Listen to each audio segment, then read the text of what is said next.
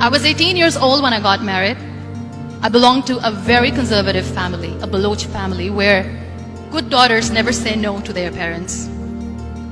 My father wanted me to get married, and all I said was, if that makes you happy, I'll say yes.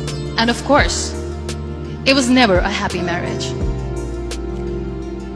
Just about after 2 years of getting married, about 9 years ago, I met a car accident.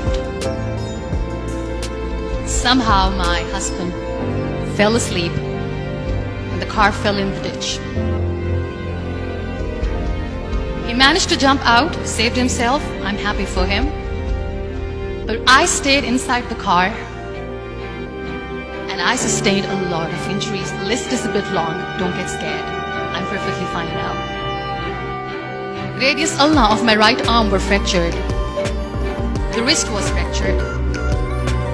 Shoulder bone and collarbone were fractured. My whole rib cage got fractured. And because of the rib cage injury, lungs and liver were badly injured.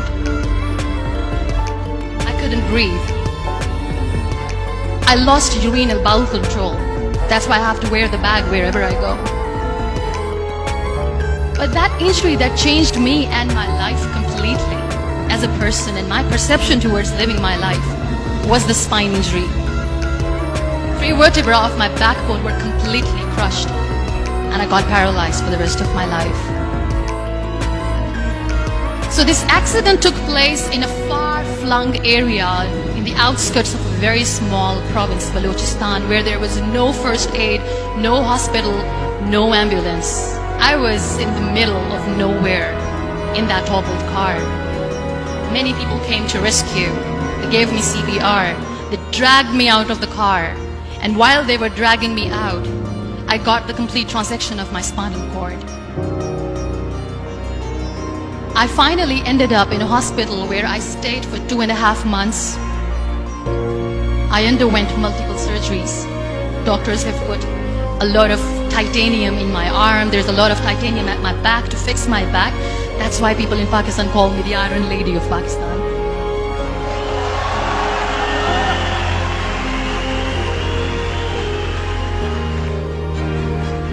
Those 2.5 months in the hospital were dreadful. I will not make up stories just to inspire you. I was at the verge of despair. One day, doctor came to me and he said, well, I heard that you wanted to be an artist, but you ended up being a housewife. I have a bad news for you. You won't be able to paint again because your wrist and your arm are so deformed, you won't be able to hold a pen again. And I stayed quiet. Next day, doctor came to me and said, your spine injury is so bad, you won't be able to walk again. I took a deep breath and I said, it's all right.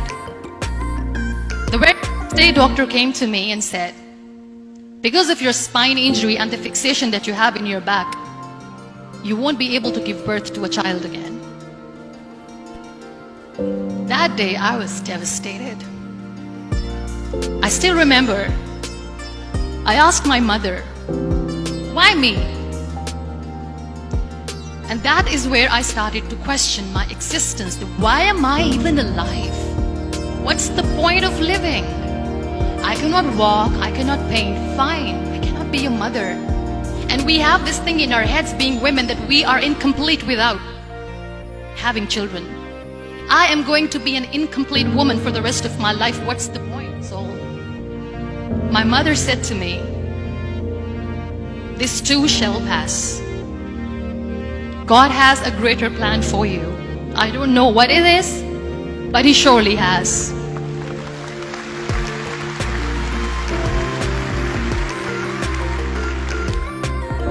So what kept me going was, one day I asked my brothers, I know I have a deformed hand, but I'm tired of looking at these white walls in the hospital and wearing these white scrubs. I'm getting tired of this. I want to add more colors to my life. I want to do something. Bring me some colors, bring me some small canvas. I want to paint. So the very first painting I made was on my deathbed, where I painted for the very first time.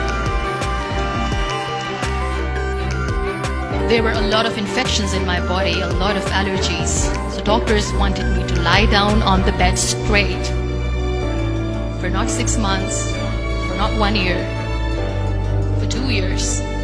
I was bedridden, confined in that one room, looking outside the window, listening to the birds chirping, and thinking maybe there will be a time when we'll be going out with the family and enjoying the nature. That was the time where I realized how lucky people are, but they don't realize. And you know how it all began? That day I decided that I'm going to fight my fears. We all have fears. Fear of unknown, fear of known, fear of losing people, fear of losing health, money. We want to excel in career, we want to become famous, we want to get money. We are scared all the time. So I wrote down one by one all those fears, and I decided that I'm going to overcome these fears one at a time. Do you know what was my biggest fear? Divorce. Work. But the day I decided that this is nothing but my fear, I liberated myself by setting him free. And I made myself emotionally so strong that the day I got the news that he's getting married, I sent him a text that I'm so happy for you and I wish you all the best. And he knows that I pray for him today.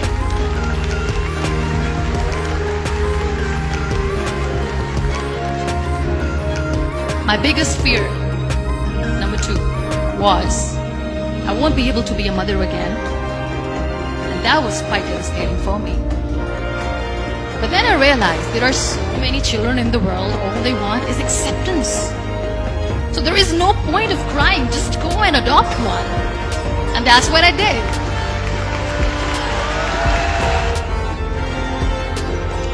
So when you accept yourself the way you are, the world recognizes you.